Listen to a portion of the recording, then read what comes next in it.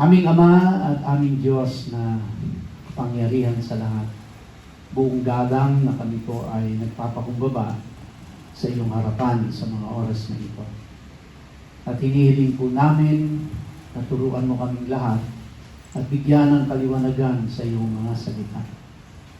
Dalangin namin na ito po ay maging mensahe para sa aming kapanahunan at hindi lamang magsilbing isang bahagi ng kasaysayan. Salamat po, Diyos, sa pribilehiyo at opportunity at pagpapala na ipinagkaloob mo sa aming lahat upang kami ay sama-samang makapagpuri sa iyo, makaawit sa iyo, makapanalangin sa iyo at makapakinig ng iyong banal na salita. Sa iyo po ang lahat ng papuri, pagsamba at pagdakila sa pangalan ni Yeshua. Amen. Amen. Tayo po ay nasa ikatlong bahagi na ng Leviticus chapter 10 at atin pong sisimulan ito na basahin natin. Let us reread again the whole of chapter 10 para makuha mo natin yung pinaka-context ng ating pag-aaralan ngayong umaga. So let me start sa ating pong verse 1 ng chapter 10.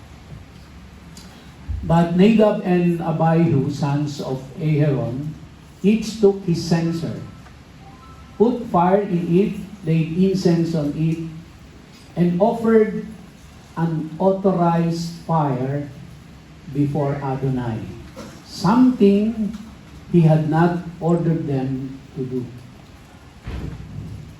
At this, fire came forth from the presence of Adonai and consumed them, si Nadab and Abihu, so that they died in the presence of Adonai.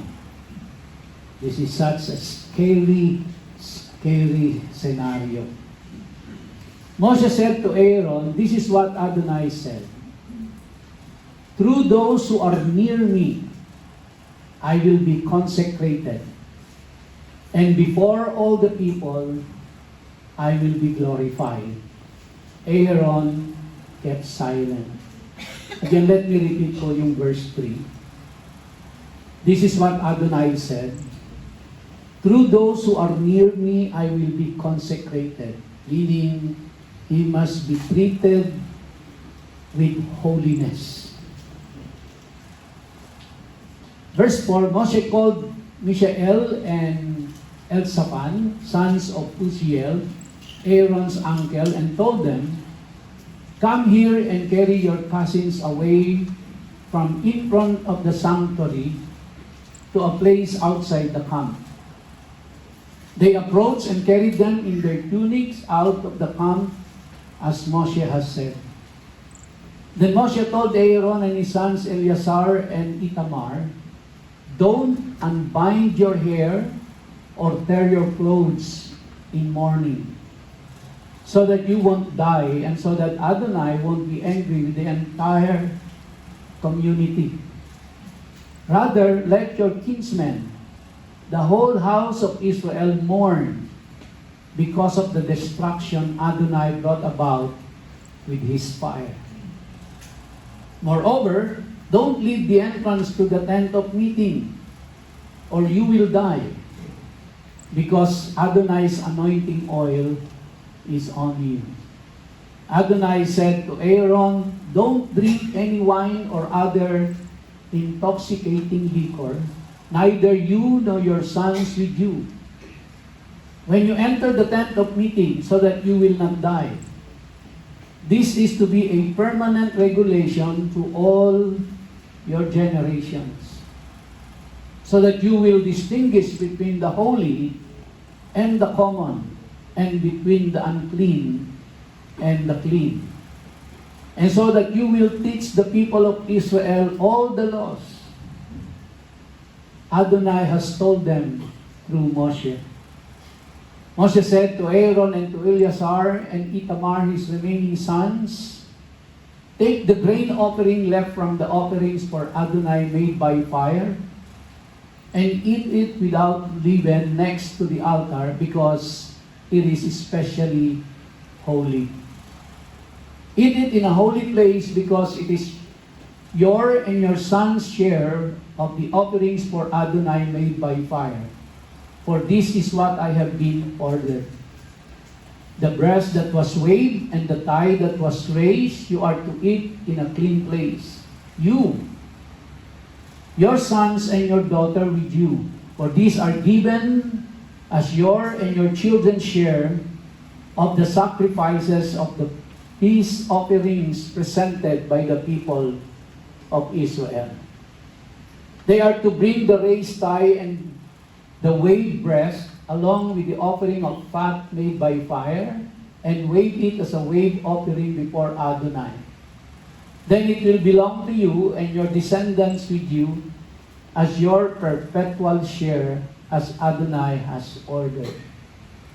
Then Moshe carefully investigated what had happened to the goat of the sin offering and discovered that it had been burnt up. He became angry with Eleazar and Ithamar, the remaining sons of Aaron, and asked, "Why didn't you eat the sin offering in the area of the sanctuary? Since it is especially holy, He gave it to you to take away the guilt of the community, to make atonement for them before Adonai. Look, its blood wasn't brought into the sanctuary.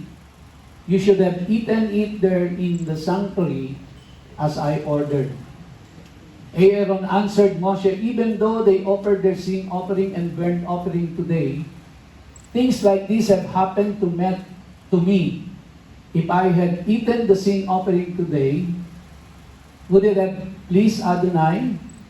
On hearing this reply, Moshe was satisfied. So, in our last preaching last Sunday, I gave emphasis on the way that people worship the Lord. And according to God's word, it must be in accordance with His prescription.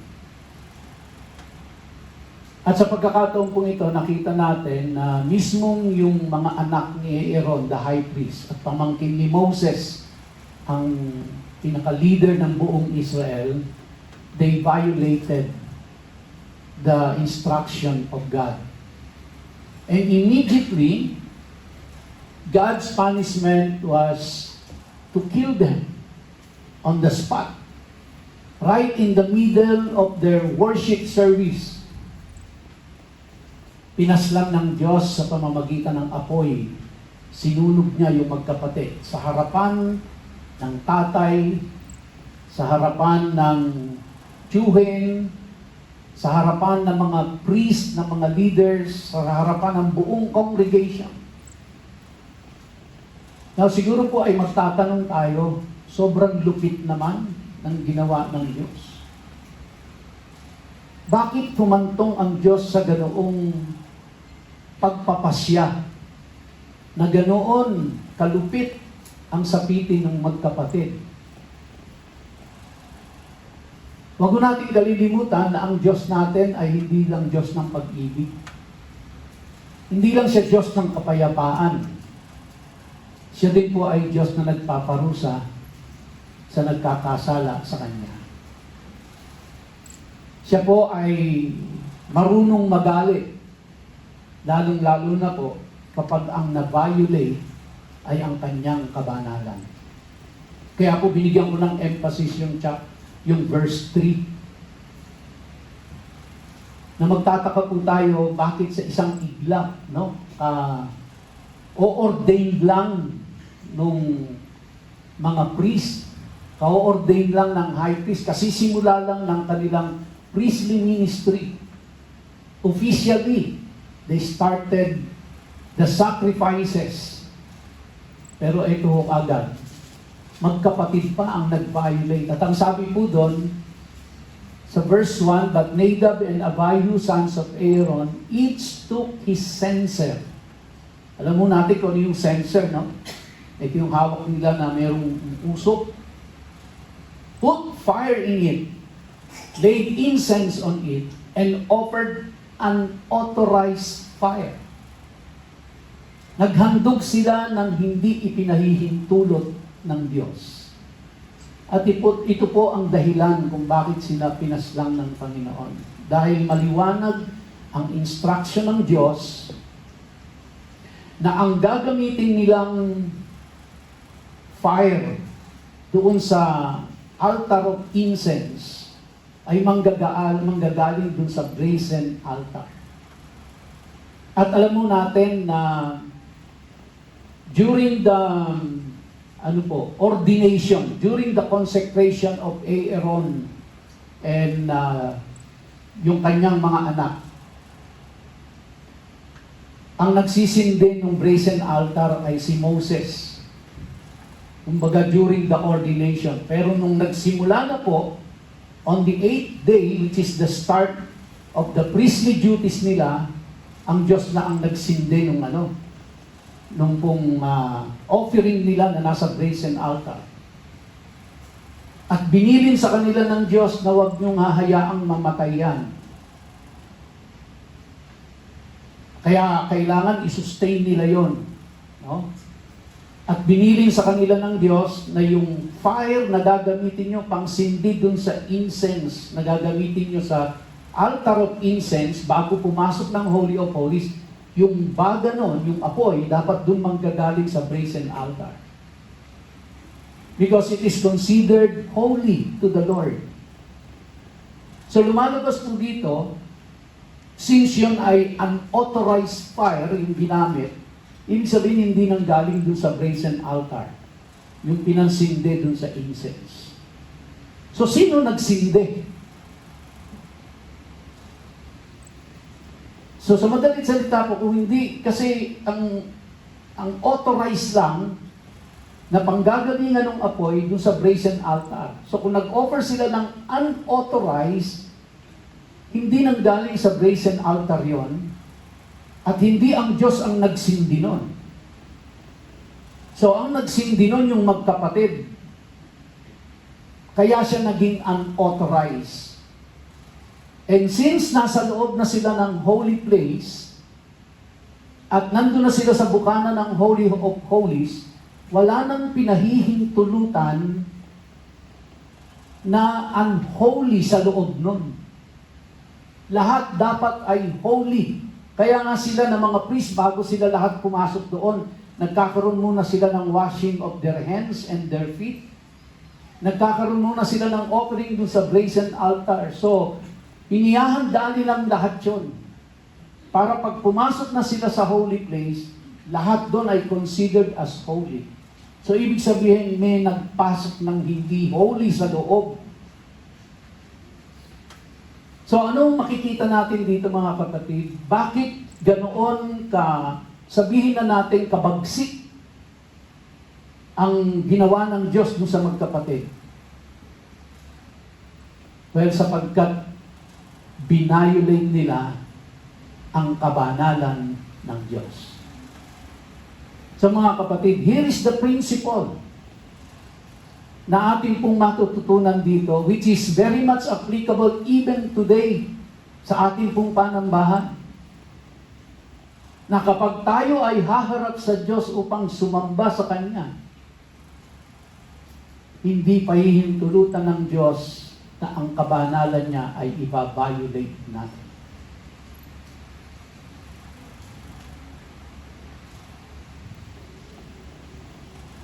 Kaya ho sila pinaslang ng Diyos. They violated the very holiness of God. At ang sabi po doon sa atin, sa verse 3, kung sino yung mga malapit sa Diyos, ang ibig sabihin po nun, yung mga naglilingkod, yung mga nandoon sa loob ng holy place, yung mga priest, magmula kay Aaron hanggang doon sa kanyang mga anak, at lahat ng priest na naglilingkod doon sa loob ng templo, sa loob ng tabernakulo. Sila po ay itinuturing na nasa close proximity sila ng Diyos. Kaya ine-expect sa kanila na sila ay susunod sa lahat ng pamantayan, patakaran at inuutos ng Diyos dahil sila po yung mga itinilagang lingkod, itinilagang leader itinalagang worker doon po sa loob ng tabernacle, inside and outside of the tabernacle. And so they will be held responsible and they will be held liable kapag mayroon pong hindi na isagawa doon according to God's protocol. Kaya mas malaki yung pananagutan nila kaysa dun sa mga taong nasa labas ng courtyard, yung mga common people. Principle learn, mga kapatid. Tayo po na mga leaders ng church na ito, tayo po yung maituturing, mga workers and leaders ng church. Tayo po yung maituturing na tayo yung nandoon sa close proximity ng Diyos. Kaya, anuman pong hindi tamang pagsunod o ginagawa sa simbahan na nagbabiolate sa kabanalan ng Diyos, tayo ang unang-unang mananagot sa Diyos. Tayo merong malaking pananagutan kapag hindi natin sinusunod kung ano ang nais ng Diyos sa pamamaraan at uri ng pagsamba sa Kanya. Now, isipin ho natin, well, sa Old Testament lang yan, hindi na nangyayari sa New Testament yan. Mamaya ho, makikita natin na nangyayari yan.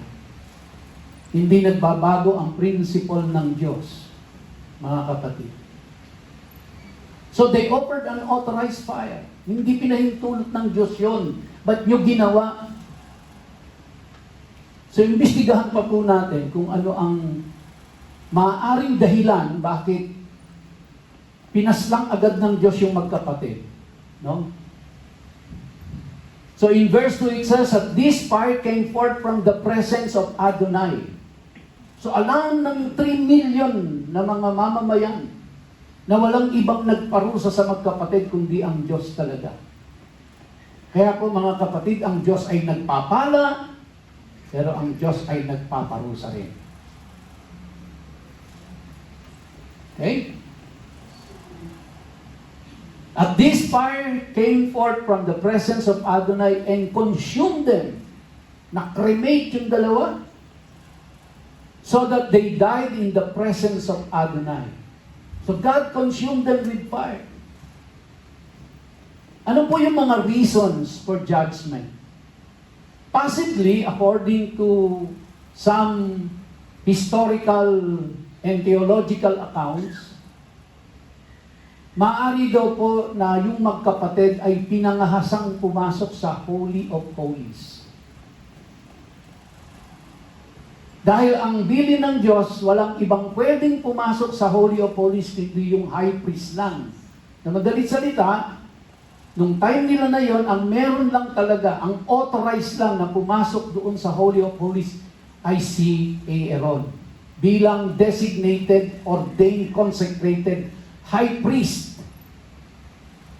Si Moses po, kahit na siya pa yung pinaka-leader ng buong Israel, nung nag-start na po yung official appointment ni Aaron as high priest, si Moses hindi na pwedeng pumasok doon. Si Aaron na lang. So kaya ang sabi po, possible na yung magkapatid pumasok doon sa Holy of Holies. Allowed lang sila sa holy place. Pero mayroong malaking curtain doon na ang kasusunod na compartment ay yung Holy of Holies.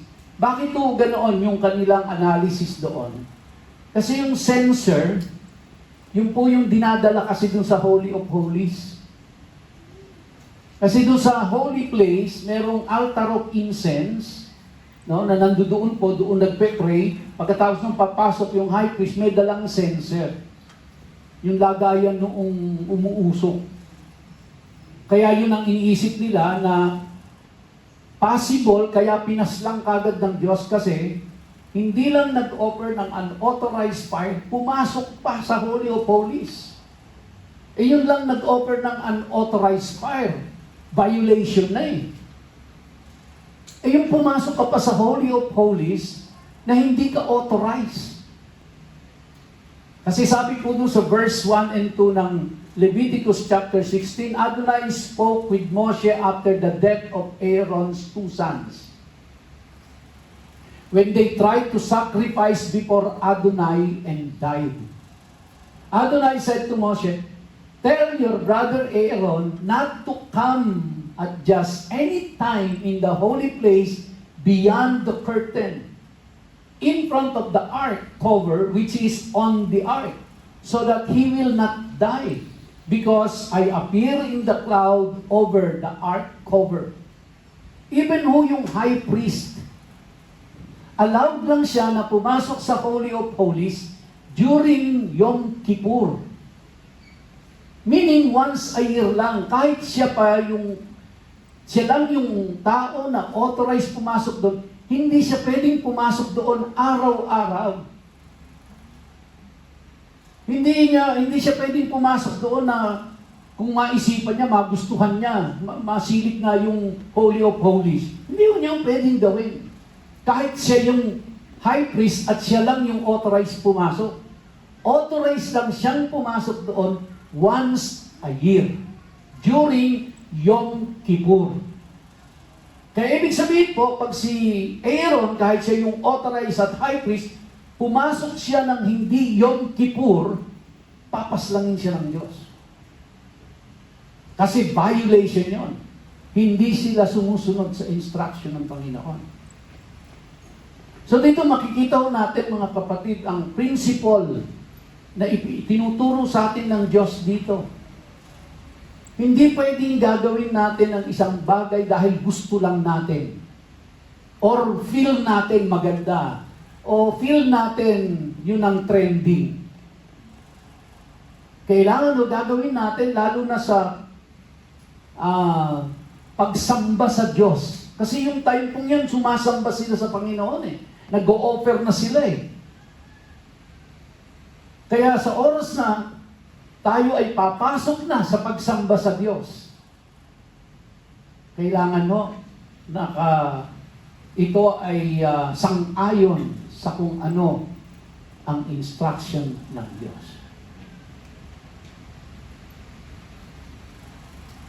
In Exodus chapter 30 verse 9, which is another reason for judgment, is the use of unauthorized incense. Sabi sa verse 9, you are not to offer unauthorized incense on it, or a burnt offering, or a grain offering, and you are not to pour a drink offering on it. So taken from the brazen altar, so ang sinasabi po dito is, wag na wag kayong kukuha ng burnt offering sa brazen altar at dadalhin nyo sa altar of incense. So kung ano yung intended lang sa altar of incense, yun lang ang dadalhin nyo. Wag nyong dadalhin yung nandoon sa brazen altar except the coal, yung baga na ipangsisindi nyo sa incense dun sa altar of incense. But never bring grain offering na galing sa brazen altar. Huwag kayong kukuha doon ng burnt offering. Tandaan niyo po yun. Yung ola, yung minka. Huwag kayong kukuha doon at dadalhin niyo sa altar of incense. Ang kukunin niyo lang doon yung baga dahil yun ang ipansisindi niyo sa incense doon sa altar of incense. So possible po, merong kinuha yung magkapatid doon na unauthorized sa brazen altar. Hindi kaya nila naintindihan ang instruction? No? Sa tingin ko po, naintindihan nila. Dahil bago po nagkaroon ng official na pag-assume ng responsibility si Aaron, 7 days straight po yun. Nang i-rehearse ni Moses yon. Kaya hindi sila pinayagang lumabas ng courtyard eh. 7 araw silang nandoon at 7 araw nilang paulit-ulit na ni-rehearse yung kanila pong sacrifices na gagawin. Sa madaling salita, maliwanag sa kanilang lahat kung ano yung mga gagawin nila as per God's instruction. Pero talagang ganun yata ang tao, sadyang may pasaway. No? Kahit anong linaw na ng instruction mo, meron pa rin pasaway. Ito, magkapatid, pasaway. Another reason for judgment, as I have said, nearness to God demands reverence. Listen to me, mga kapwa ko leaders ng church na ito. I hope we can picture araw-araw na tayong mga leaders, tayo yung nasa proximity lang ng Diyos. Kaya ine-expect niya na tayo ang magseset ng example sa kanyang iglesia. Kaya kung tayo yung hindi susunod, tayo yung mas mabigat na pananagutan at tayo ang mas may mabigat na parusa galing sa Kanya. Kaya ang kamatayan ng isang tao, minsan ayaw nating tingnan parusa yun eh. Di ba? Pag namatay yung tao, kumbaga biglang wala namang kaabog-abog. Kanina lang kausap ko. Patay na ngayon. Pero hindi natin matatanggap yon na posibleng parusa ng Diyos yon. Di ba? Kasi ayaw natin tanggapin. At mahirap tanggapin. Gusto pipilitin natin sa isip natin na blessing yon. Buti na lang hindi na siya maghihirap. Buti na lang nasa piling na siya ng Diyos. Kasi dinidinay natin na maaaring parusa ng Diyos yun. Pero ito, tingnan ho natin, no? Tingin nyo ba blessing ng Diyos yun kay Aaron? Kay Moses? Sa bayang Israel? Tingin nyo ba blessing kay Nadab and Abihu yun? Napaslangin sila sa pamamagitan ng apoy galing sa langit sa harapan ng kongregasyon? I don't think so. Tingin nyo ba blessing yon? Tingin nyo ba masaya ang tao nung oras na yon? Nung nakita nilang kinikremate yung magkapatid? Galit ng Diyos yun. Upang ipaabot sa kanilang lahat na hindi nila pwedeng baliwalain ang kabanalan ng Diyos. At ang sabi sa atin sa Biblia, hindi kahit nga kailan isi-share ng Diyos ang kanyang holiness kahit kanino. Kaya hindi natin pwedeng paglaruan. Hindi natin pwedeng baliwalain. Hindi natin pwedeng i-take lightly ang kabanalan ng Diyos. Ito po yung New Testament account. Pamilyar na kayo lahat dyan, no? Mag-asawa naman to. Kanina, magkapatid. Ito po, mag-asawa. Anong nangyari? Tingnan natin sa New Testament naman ito. In Acts chapter 5, verses 1 to 11, basahin natin. But there was a man named Hananiah who, with his wife Sapphira, sold some property.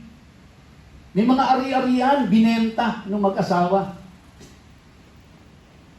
Anong dahilan? Kasi yung pinagbentahan ibibigay sa church. Di ba? Napakaganda ng puso ng mag-asawa. Bakit sila pinaslang? Sabi diyan, so si Hananiah at si Sapphira sold some property. Ibig sabihin, may iba pa silang naiwan. Kasi ilan lang yung binenta nila. And with his wife's knowledge, withheld some of the proceeds for himself. So, ibig sabihin, nag-usap tong mag-asawa, nagkasundo, sumang-ayon sa isa't isa. Although he did bring the rest to the emissaries. Then Caiaphas said, Then Peter said, why has the adversary so filled your heart that you lie to the Ruach HaKodesh? Ruach HaKodesh is Holy Spirit. you lied to the Holy Spirit and keep back some of the money you received for the land.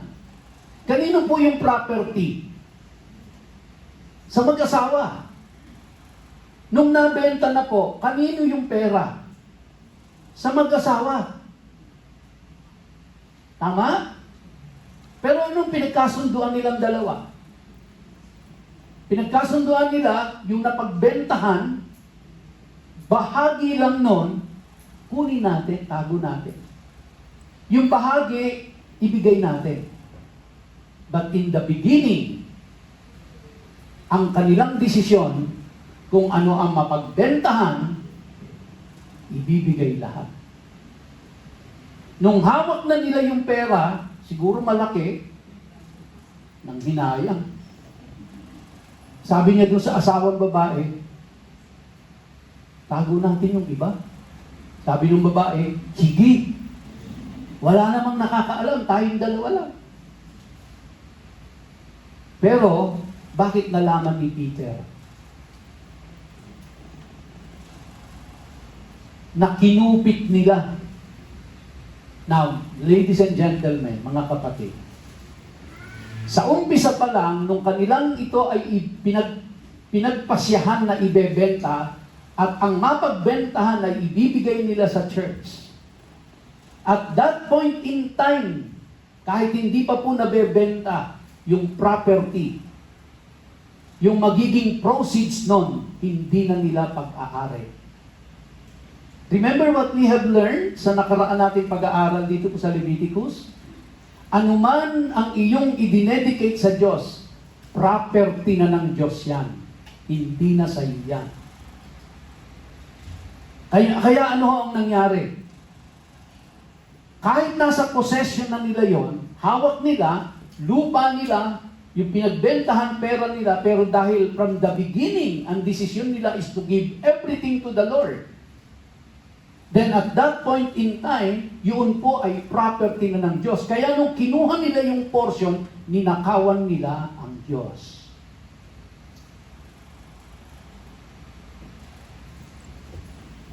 Kaya ingat po tayo, ha? Baka may nag-iisip po sa inyo, sino bang nagbabalak kung magbenta ng property rito, house and lot, at ibibigay lahat sa church? Pakitaas nga akong kamay, na hindi ako, teka. Meron naman nagbabalak? Well, hindi ho yan sa laki o liit. Maaring meron ka ng kinumit sa Panginoon bago pa dumating sa iyo yung pera. Bago pa dumating sa iyo yung blessing, kinumit mo na yung kay Lord. Tandaan mo kapatid, nung time na ikinumit mo yan, hindi na yan sa iyo. Pag yan kinuha mo, ninakawan mo ang Diyos. Kaya kahit anong mangyari, ibigay mo yan. Baka maaring subugin ka ng Diyos. Hindi ko alam kung anong dahilan ni Ananias at Sapphira eh. Nagkaroon ba sila ng emergency na kaya kailangan nilang kunin yung pera, yung portion? O nang hinayang lang sila? Hindi ko po alam. Pero kung ano kaya ang, halimbawa ho ganito mga kapatid, let's give a scenario. Ikinumit mo kay Lord John, Lord, pag dumating itong bonus kong ito, na hindi ko ine-expect, at dumating ito, bibigay ko sa iyo. Nung dumating, biglang may na-ospital. Anong gagawin mo? Lord, pautang. Ha? Diyan po tayo masusubok ngayon. Pero ito po ang principle, mga kapatid. Mag-rationalize ka na kung hanggang gusto mo. Parang si Nadab at Abihu. Diba? Lord, nag-offer naman kami, may incense naman eh. Oo, pero hindi authorized yan. Itong mag-asawa na ito, di ba? Lord, amin naman to eh, property namin yan. Unang-una, nung ibinenta nyo yung property na yan, hindi naman pinabebenta ng Diyos sa inyo yan. Kayong mag-asawa ang nagkasundong ibenta. At hindi rin pinabibigay ng Diyos yung pinagbentahan. Kayo ang nagdesisyong ibigay. Alam nyo ang patakaran ng Diyos na the moment na kinumit mo yan, property na ng Diyos yan. Now, ito po yon mga kapatid. Babalik ako dun sa holiness. Because anything na inoffer mo sa Diyos at naging property niya na yon, then yun po ay holy na in the eyes of God. Banal na po yun. Kaya nung kinupit nila yon, violate nila ang kabanalan ng Diyos. Hindi po yung pera. Naintindihan po natin? Kaya nga, ang principle is never ever violate the holiness of God. Kasi considered holy na po yun. The moment na yan ay naging property ng Diyos, holy na yan. And it must be treated with highest respect of holiness. Kaya kapag violate natin yon, hindi mo palalampasin ng Diyos yan. Tingnan natin kung anong nangyari doon sa mag-asawa. Before you sold it, the property was yours. Correct. Di ba? Tama si Peter. And after you sold it, the money was yours to use as you please. So what made you decide to do such a thing? You have lied not to human beings, but to God. Wala namang nakakaalam eh. Sila lang mag-asawa eh. It was only revealed by God to Peter. Kaya ang sinabi ni Peter, you violated the Holy Spirit. Why? Because it was the Holy Spirit who revealed it to Peter. Kaya nalaman ni Peter. Kailan nung nangyari ito? During worship service. On hearing these words, Hananiah fell down dead. Pambihira. Nasa gitna ng worship service. Parang si Nadab at Abihu, nasa gitna ng pagsamba. Ito po, on hearing these words, Ananias fell down dead. And everyone who heard about it was terrified. Imagine niyo po kung dito nangyari yun. Sino sa atin dito hindi matatakot? Ba't tingin ko una-unahan tayo sa exit?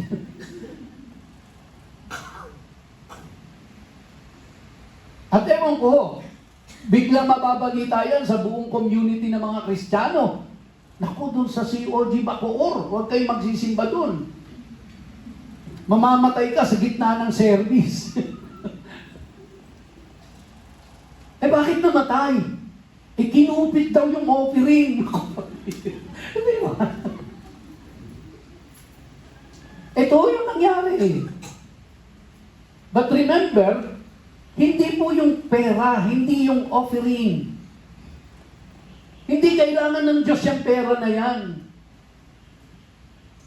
Ano ang violate nila? The holiness of God. Dahil pinakialaman nila ang isang banal sa harapan ng Diyos at pag-aari niya. The young man got up, wrapped his body in a shrub, carried him out, and buried him. Di ba? Immediately, libingan kaagad. Wala nang lamayan. Pagkamatay, binalot, nilabas. Inilibing na. Wala nang burol-burol.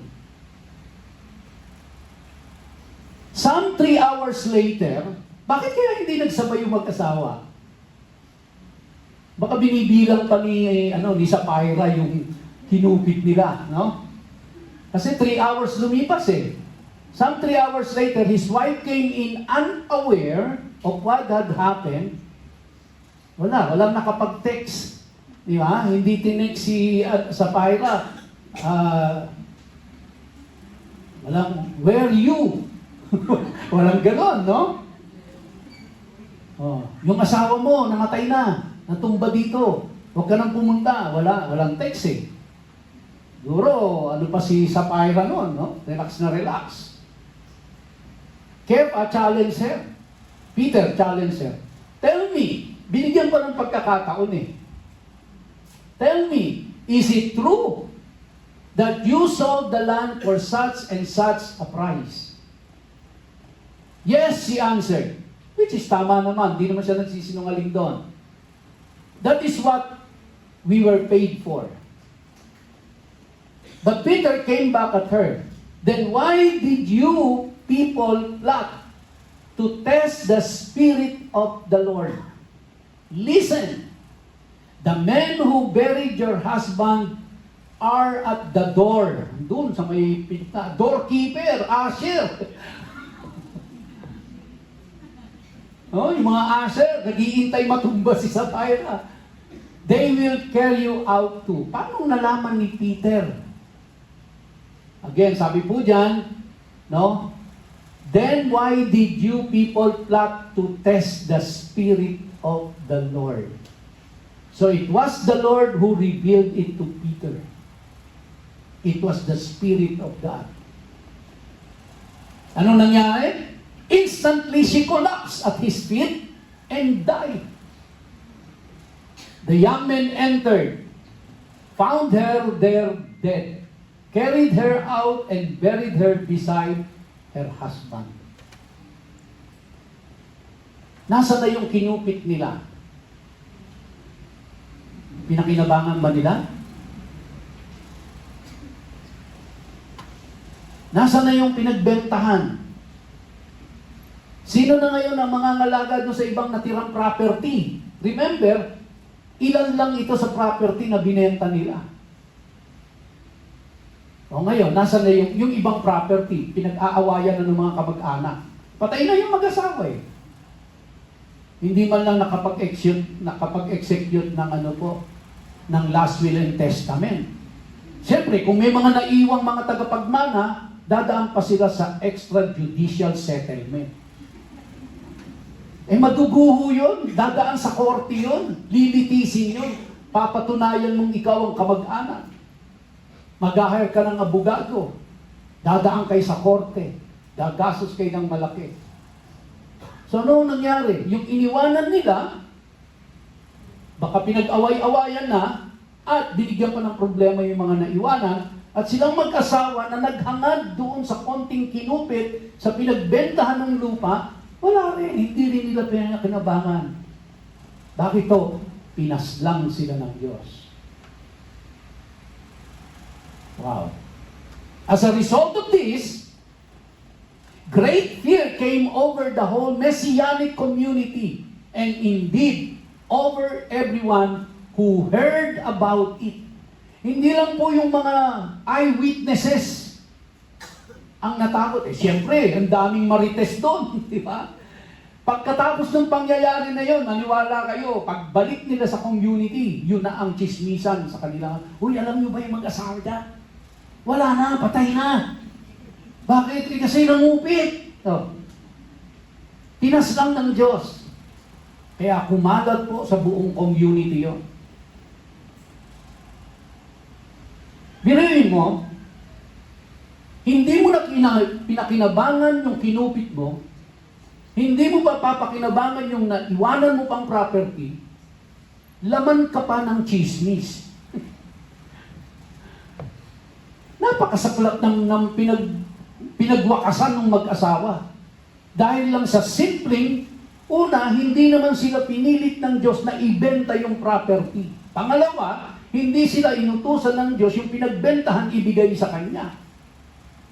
Sila lahat ang may desisyon noon.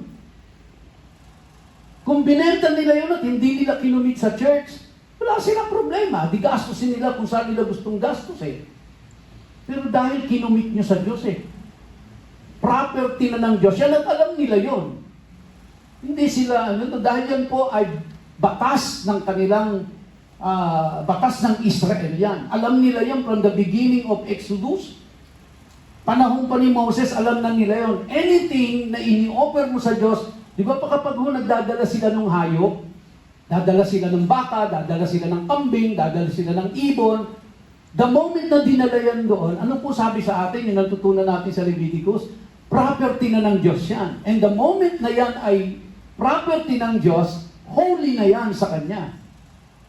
Kaya kapag binviolate mo yan, you are violating the holiness of God at hindi siya papayag doon.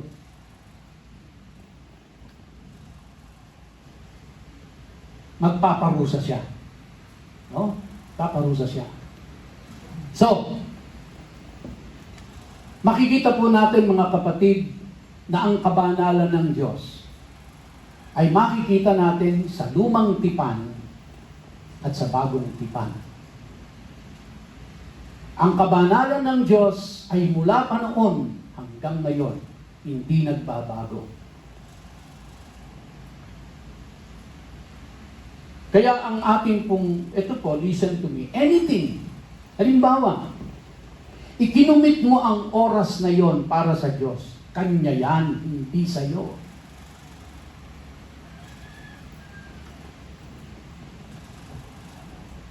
Kinumit mo ang talento mo, binigyan ka ng magandang boses, binigyan ka ng skill tumugtog, o binigyan ka ng skill na magturo, binigyan ka ng skill in administration, binigyan ka ng skill ng Diyos na kung ano man pong ministry. Nandun ang iyong sa pagpe-pray, kinumit mo yung oras na yun, ikaw ay magpe-pray, kinumit mo yung portion ng kikitain mo sa negosyo mo para sa Diyos. Anything na kinumit mo, sa Kanya yan. At sa harapan ng Diyos, based on what we are learning here from the book of Exodus and from this book of Acts, anything, yan po ay holy sa Kanya. And never, ever violate the holiness of God. Ewan ko po, maaring hindi tayo biglang matumba na lang, mamatay, hindi natin alam kung paano ang pagkilos ng Diyos. Kaya nga dun sa, sino po naka-attend sa inyo ng Friday worship service natin, tinalakay natin yung Hagay. Dadalawang chapters lang naman doon. Nirebuke ni Hagay yung mga taga-Juda. Kasi po, nang sila ay pinalaya mula po sa pagkaalipin ng Babylon at pinabalik sila sa kanilang lupain, pinayagan sila ng hari na i-rebuild yung kanilang temple. Inumpisahan nila, pero sa kalagitnaan, itinigil nila dahil inuna nila yung kanilang mga bahay, yung pagpapaganda ng kanilang mga tahanan. Siyempre, para mapaganda mo yun, maghahanap buhay sila. So ano ang nangyari? Naghanap buhay sila para matustusan yung pagpapaganda ng bahay, pero pinabayaan nila ang templo ng Diyos. Meaning, pag tin-translate natin sa panahon natin ngayon, pinabayaan ang gawain ng Diyos. Walang ginawa na sa buhay kundi maghanap buhay, magpaganda ng tahanan, bumili ng ari-arian, pero pinabayaan ang gawain ng Diyos. Kaya anong sabi ni Hagay sa kanila? Kaya kahit kumain kayo ng kumain, uminom kayo ng uminom, hindi kayo nakakaramdam ng contentment. Lagi kayong empty. Anong sabi ni Hagay sa kanila? Kaya pag naghahanap buhay kayo, pero lahat ng kinita nyo, para nyong isinilid sa bulsa na butas. Kaya sabi ni Hagay sa kanila, kaya kayo dumadanas ng economic crisis dahil pinabayaan nyo ang gawain ng Diyos. Which is yung gawain ng Diyos na yon, banal sa Kanya yon. Hindi naman sila binabawalang magpagawa ng bahay. Pagandahin mo yan hanggat gusto mo. Magpakayaman ka hanggat gusto mo. Magtrabaho ka hanggang gusto mo. Mag-aral ka hanggang gusto mo. Pero ito ang kondisyon ng Diyos. Dahil ikaw ay lingkod niya na, huwag mong pababayaan ang gawain niya. Ang ikinumit mo sa Diyos, ikinumit mo sa Diyos. Kaya nung ikumit mo ang buhay mo sa Kanya, you became the temple of the Holy Spirit. Therefore, sa tingin ng Diyos, ikaw ay banal. Kaya ano ang bilin Ano ang bilin sa atin? Huwag mong gagamitin yung katawan na yan sa hindi kabanalan. Gamitin mo yung katawan na yan para sa kabanalan ng Diyos. Para sa gawain ng Diyos. Kaya, kapatid, no? Wala naman hong masama maghanap buhay tayo dahil kailangan yan at hindi bawal yan. Gusto nating magpakayaman, wala hong masama doon. Dahil pag mayaman tayo lalo, mas marami tayong matutulungan eh. Mas marami tayong makocontribute eh. Di ba? Tama ba yun? Kaya wala hong masama doon. Gusto mong pagandahin ang bahay mo. Di ba? Magpatayo ka ng bahay na mayroong 300 kwarto. Gawin mo. Hindi ko alam kung paano mo wawalisan yun. Di ba? Wala akong masama doon.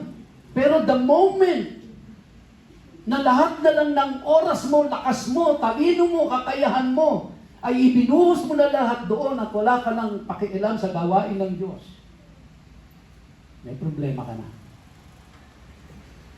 Hindi mo na mararamdaman ng any contentment and satisfaction in your life dahil hindi ka nilikha ng Diyos para ganyan lang. Kaya, tandaan mo natin. Nakita ko si Ate Kat. Kahit yung cake na binibake ni Ate Kat, yan ay inihahandog niya sa Diyos. Yung kinakain niyo po kapag birthday niyo. Ha? Sa harapan ng Diyos, yung cake na yan ay banal. Property ng Diyos yan. And it must be treated with highest respect of holiness. Anything, itong mga instrumento natin dito, itong pulpito na lahat po ito, na inihandog natin para sa lahat yan property ng Diyos. Itong buong building na ito, itong lahat ng ito, property ng Diyos ito. Kaya wag natin gagamitin ito kahit kailanman na hindi ang pangalan niya ang mapaparamalan. Amen? Mga kapatid, no? So, napapag-isip-isip tayo, no? Di ba? Meron na ba kayo naiisip ngayon na pinangako kay Lord to, ibibigay ko to eh. Pero 10 taon na, hindi pa na ibibigay yan. Whatever it is, na kinumit mo, Lord, sa iyo to. I-dedicated ito para sa iyo to, Lord. Una, hindi ka pinilit ng Diyos dyan. Ikaw ang nagdesisyon niya. Kaya pangatawanan mo yan. Amen? So, in closing, tapos na po ako, God's presence is essential. This is what we have learned from the previous study. Walang saysay ang lahat ng pagtitipon natin dito kung wala ang presensya ng Diyos sa ating kalagitnaan. Ang parusa ng Diyos ay walang pinipiling panahon. Hindi po ito nung unang tipan lang o nung Old Testament. Hanggang ngayon, even sa kapanahunan ho natin. So take a good look at God's kindness and His severity. On the one hand, severity toward those who fell off, but on the other hand, God's kindness toward you, provided you maintain yourself in that kindness, otherwise you too will be cut off. Nakikita natin ang dalawang karakter ng Diyos dito, di ba? No? Meron pong pagpapala, may blessing, yes. Pero meron ding punishment ang Diyos. Sin varies in severity. Leaders, again, I'm calling on you. Kasama po ako doon. We, as leaders of this church, we are at close proximity with God. And we will be held liable and accountable. Tayo ang mas may mabigat na pananagutan sa Diyos. Kaya wag nating babaliwalain niyang katungkulang ibinigay sa atin ng Diyos. Siya nagbigay niyan. Kaya it must be treated with highest respect of holiness. Huh? So, greater proximity, greater responsibility. The closer you get to the holiness of God, the greater the responsibility. Kaya nga, di ba? To whom much is given, much is required.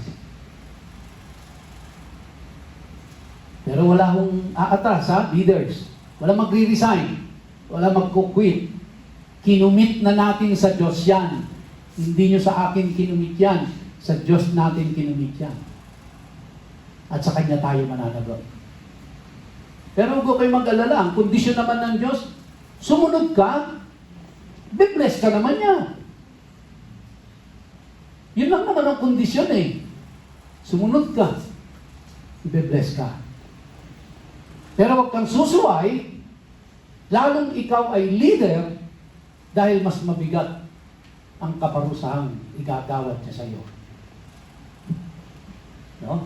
So with that, mga kapatid, happy Shavuot. Sayo po tayong lahat